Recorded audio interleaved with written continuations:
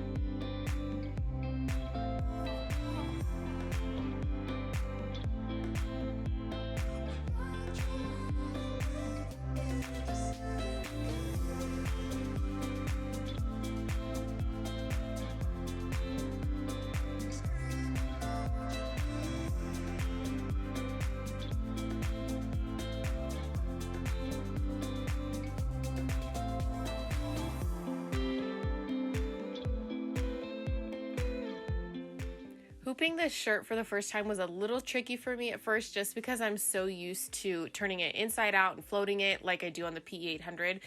So you'll see at the end, but I hooped this shirt just a little too low for my preference, and the Batman shirt ended up being much better, but hey, I'm still learning too.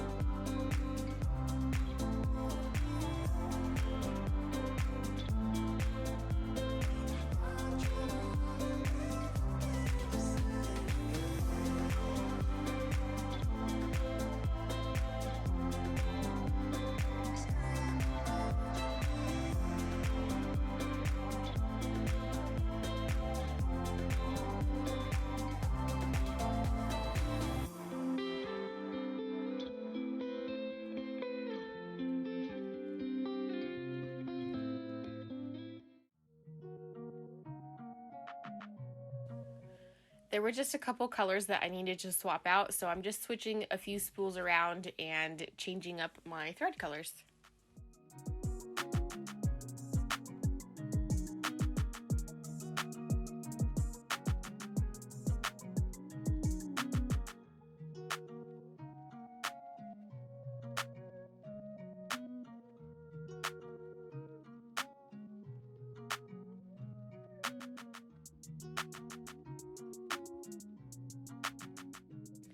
In my training, my trainer William was so thorough, and he said, okay, on a completely separate page of notes, I want you to write this down step by step because it's going to be incredibly important as you are learning your machine. So on my notebook that you see is my step-by-step process. Once the shirt is on my machine, it just tells me which order I go in to set the design, set my colors, put in my stops, trace it, etc. So that's what's on my notebook. And here I'm setting the colors. This took me a minute just because I'm still getting used to what number each spool is on, and on my P800, it stops after each step on its own. But on here, I actually had to put in a stop, otherwise it will just move on to the next needle and color. So if I want it to stop so I can cut the fabric, I have to set it before I begin. So these color sheets that come with each design aren't something that I'm used to. So in this first one, I took it really slow and just made sure I put all of the stops in the right spot.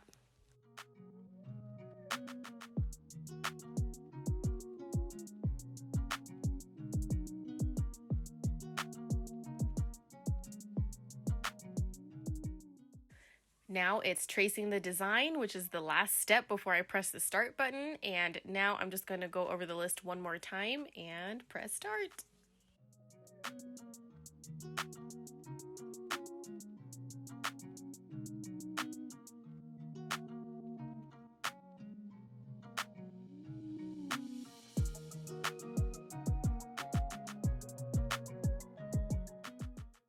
And from here on out, it was really self-explanatory. I put all my stops in the right place, and so now it's just the normal applique process.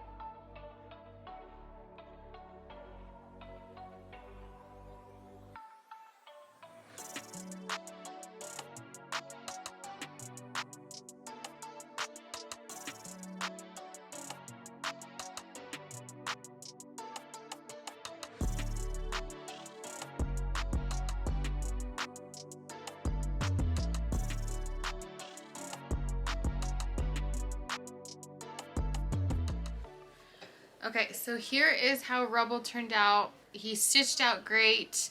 I do wish it was a little bit higher on the shirt. In my opinion, there's a little bit too much space right here, just for my personal preference.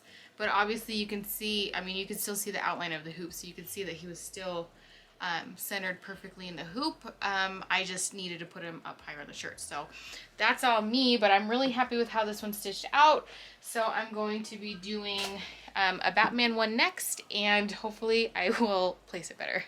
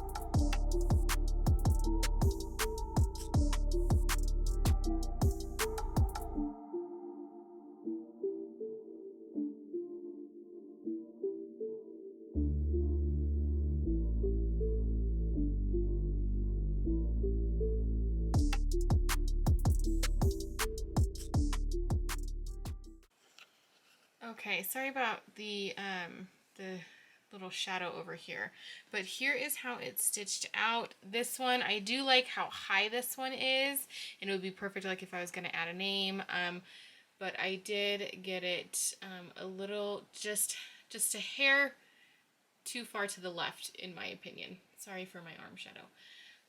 So yeah, so you can see I got the hoop a little bit into the arm over here, but not over here. I usually float stuff on my P800, so that's why hooping it regularly has been a little difficult for me, but obviously that's operator error and nothing else. But as far as the stitch out, I think it's stitched out great. The only thing I don't like is this little bit of white right here, but I think it's the design. So I'm going to have to go back and look at that on the design. But everything else stitched out great. And here is, don't mind the mesh. Here is the rubble again. I think the rubble is so cute. I am getting an 8x9 mighty hoop so that I can do bigger designs, because I want to be able to do, you know, the applique and the name underneath, and I can't do that with just the 5x7. The hoop that comes with the machine, it comes with 4 different hoops, and the one above this is a 8x12, and so that's obviously way too big for the shirts. I don't want to stretch it out, so I do have an 8x9 mighty hoop coming, and I'm really excited because I really want to, you know, as you guys know, add more stuff to my shop. So I know my kids are going to be super excited. They each picked out these designs, and this is, you know, what they're into right now. So yeah, so I'm really happy with these. I don't know if I said it before, but these are AJ Blanks brand shirts. I usually use either these or ARB Blanks, just depending on, you know, if Angela's out or if the other place is sold out. It just depends. So obviously the only thing I have left is to cut the stabilizer off the back and add Tender Touch so that my kids can wear them. So that is going to be it, you guys. This was fun. I'm really excited that I have my first shirts down in the book. I learned a lot, and it was a lot of, you know, trial and error, and I fully believe that that's how you learn. And yeah, so I'm excited. I'm excited for my next one. So yeah, I hope you enjoyed, and I will see you guys next time.